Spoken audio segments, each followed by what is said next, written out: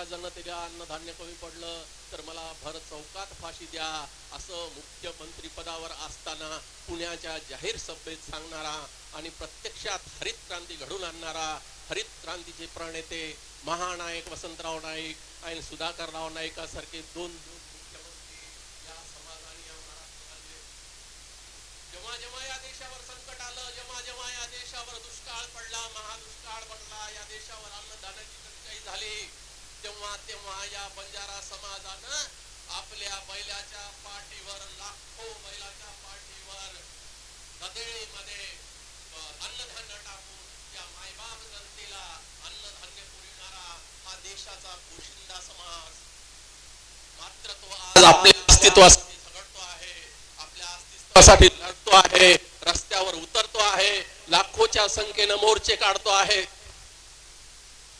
आज मित्रहो, हा समाज या देशाची संस्कृती, इतिहास आणि परंपरा जपणारा हा समाज, कधी काळी एक योद्धा अशी ओळख असणारा हा समाज, मात्र इंग्रजांनी 1871 मध्ये क्रिमिनल ट्राईब ऍक्ट आणलं आणि या समाजाच्या कपाळावर गुन्हेगारीचा कलंक लावला।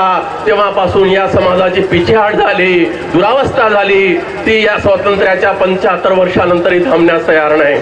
आजही बंजारा समाज आमचा, आजही आपली एक वेगळी ओळख करून राहणारा हा समाज आहे। आजही हा समाज गावात राहत नाही, गाव कुसालाही राहत नाही, तर दऱ्या खोऱ्यात, कड्या कपाऱ्यात, राना वनात तांडा वस्ती करून राहणारा हा समाज गरिबी आणि निरक्षरतेच्या साखळ दंडामध्ये बांधला गेला। आपल्या स्वतःची जमीन नाही, पण दुसऱ्याच्या ऊसाच्या फळामध्ये जनावरासारखं काम करणाऱ्या या समाजाच्या वाट्याला मात्र स्वातंत्र्याची फक्त चिपाडा आली।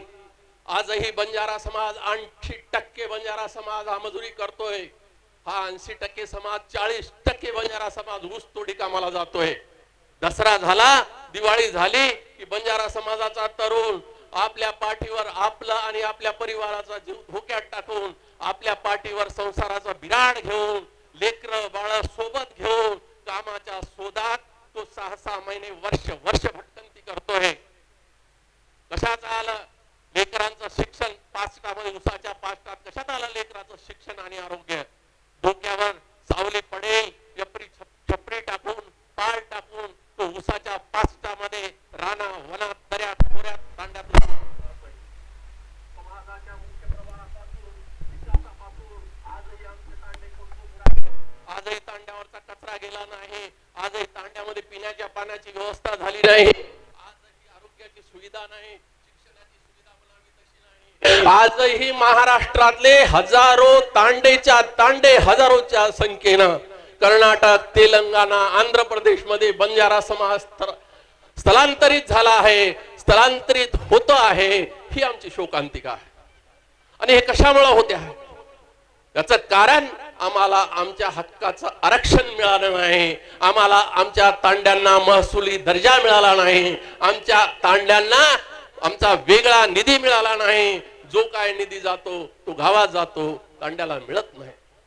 आणि म्हणून आज या देशाला स्वातंत्र्य 15 ऑगस्ट 1947 रोजी मिळालं, पण तुम्हा आम्हाला स्वातंत्र्य मिळालं नाही, कारण आम्ही हैदराबाद स्टेट मध्ये होतो।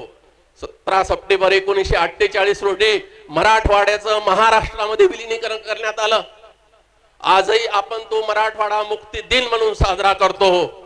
हा दिवस मात्र आमच्या समाजासाठी काळा दिवस ठरला, कारण या दिवशी हैदराबाद स्टेटचे तुकडे करण्यात आले, आमच्या मराठवाडा महाराष्ट्रामध्ये विलीन करण्यात आला। तिकडे आंध्र प्रदेश, तेलंगणामध्ये आमची भाऊकी, बंधू, गण, गोत, अपतेष्ट राहिले, त्यांना मात्र तिथल्या सरकारनं स्वातंत्र्यापासून आतापर्यंत त्यांना तिथं एसटीच्या सवलती दिल्या, त्यामुळं तिथल्या बंजारा समाजाचा विकास झपाट्याने झाला। महाराष्ट्रामध्ये मात्र हे झालं नाही। महाराष्ट्रामध्ये आधी DNT मध्ये आम्हाला समावेश देण्यात आला, कालांतराने सरकार बदलत गेली, VJ मध्ये समावेश करण्यात आला, वंजारी आणि बंजारी भाऊ भाऊ म्हणून त्याही आरक्षणाचे तुकडे तुकडे करण्यात आले, ABCDEFGH, आणि बंजारा समाजाचं आरक्षण संपुष्टात आलं, बंजारा समाजाचं आरक्षण गायब करण्यात आलं, साथी तक्रार सुद्धा आम्ही केली नाही।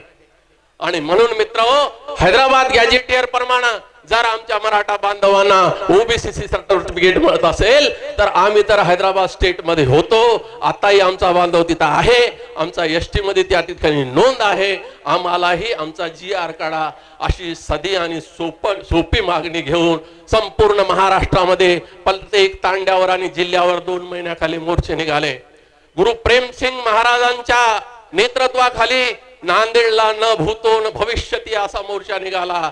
कधी पुढे निघणारही नाही, मागेही निघाला नाही. पण कुणाची द्रष्ट लागली माहित नाही, काही आमच्यातल्या लोकांना धरून सरकारने आमचं हे आंदोलन, आमची चळवळ थांबवली.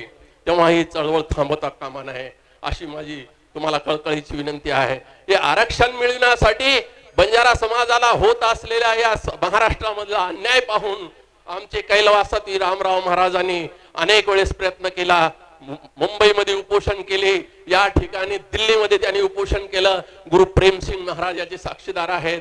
गुरु प्रेमसिंग महाराज आठवणी सांगताना सांगतात, दिल्लीमध्ये रामराव महाराजांसोबत गुरु प्रेमसिंग महाराजही बंजारा समाजाला आदिवासीच्या सवलती मिळाव्यात म्हणून उपोषणाला, आमरण उपोषणाला बसले होते.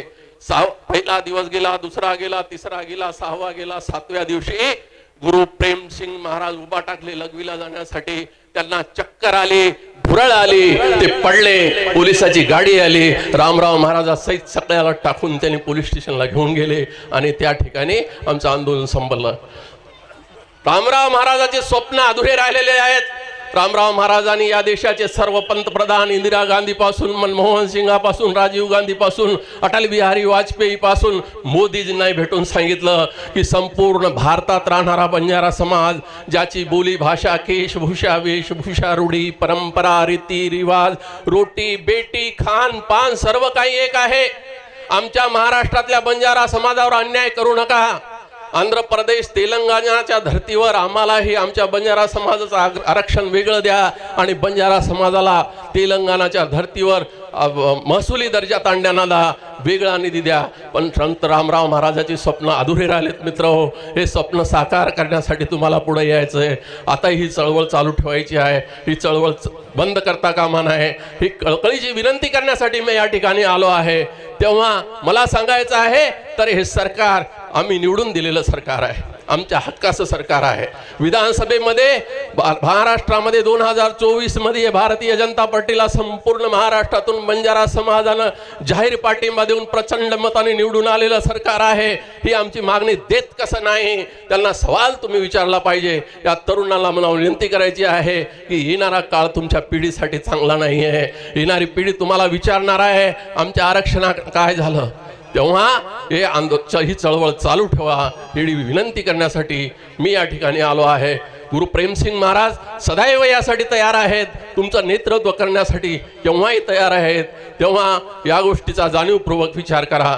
आणि जर हे सरकार कुठले, आजपर्यंत अनेक सरकार या देशामध्ये, या महाराष्ट्रामध्ये आली आणि गेली, पण आमच्या महाराष्ट्रातल्या या बंजारा समाजाचा सहानुभूतीपूर्वक कोणत्याच सरकारने केला नाही. तेव्हा आता तरी जागृत व्हा. आता तरी वेळ गेल्यावर पुन्हा काही मिळणार नाही. तेव्हा जर समजा हे सरकार कुठले आमची मागणी मान्य करत नसेल तर डॉक्टर बाबासाहेब आंबेडकरांनी आम्हाला एक शस्त्र दिलेलं आहे, मतदानाचं शस्त्र आहे ते. या महाराष्ट्रामध्ये अनेक मतदारसंघात आम्ही आपल्या मतावर, बंजारा समाजाच्या मतावर निवडून येण्याची ताकद आमच्यामध्ये आहे. पण सगळ्याच मतदारसंघामध्ये कोणाला निवडून आणायचं आणि कोणाला पाडायचं एवढं निर्णायक मतदान बंजारा समाजाचं आहे. तेव्हा शेवटी तुम्हाला मतदानाचा शस्त्रही वापरावं लागेल. आणि ह्यासाठी सगळ्यांना कळकळीची विनंती करतो. वेळ खूप झालेला आहे, जास्त वेळ घेता इथेच थांबतो. जय शेवालाल. धन्यवाद साहेब, आपण असं सुंदर